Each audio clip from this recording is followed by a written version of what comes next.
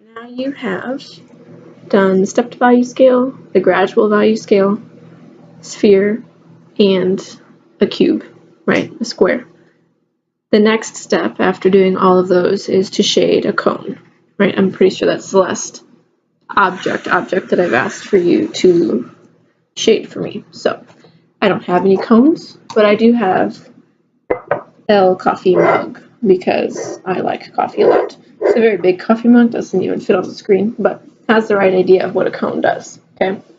Which is that, okay, you have the ellipse at the bottom of a cone, okay? You have the cast shadow, right, because my light's up here. Okay, you have the highlight from where the light is hitting the object. And you have, as you go this way, right, it's getting darker. As you go this way, it's getting darker. You can see on the side here where it gets a little bit darker. Lighter, lighter, lighter, lighter, lighter. White is in this general area, and then you start to get darker again. And because this is a glazed object, right, meaning that there's some sort of glass finish on it, you can see highlights from other things in the area. That's a piece of paper. So you also get, because my table is shiny, you get the reflection of the object in the table.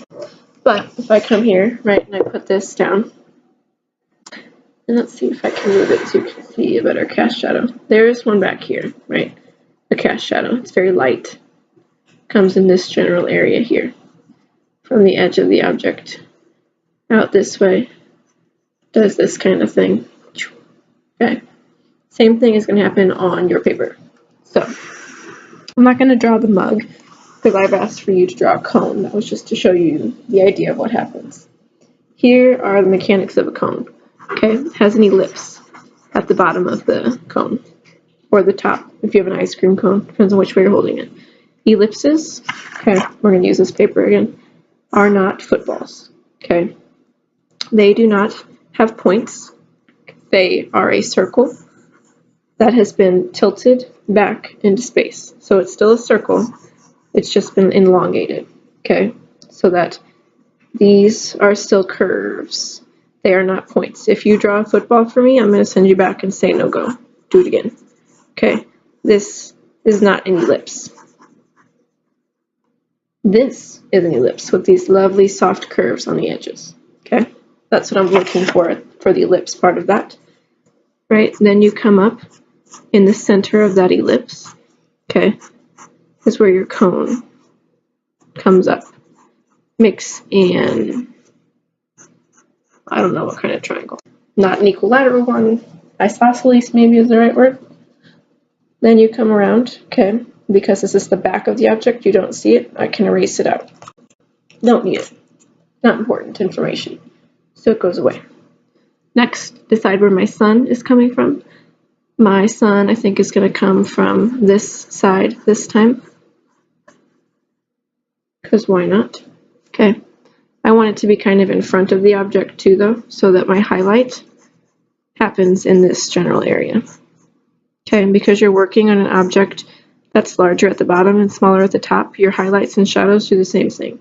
They're larger at the bottom and smaller at the top.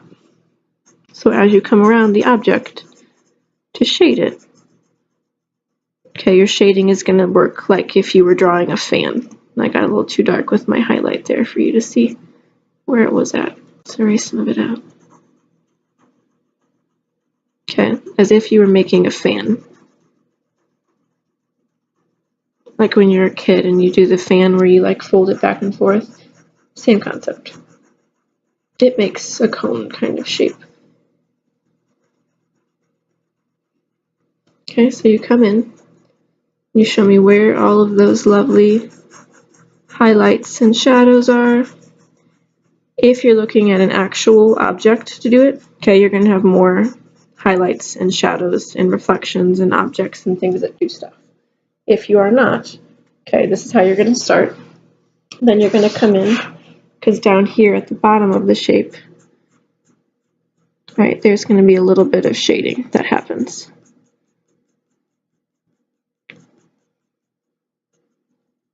Kind of like that.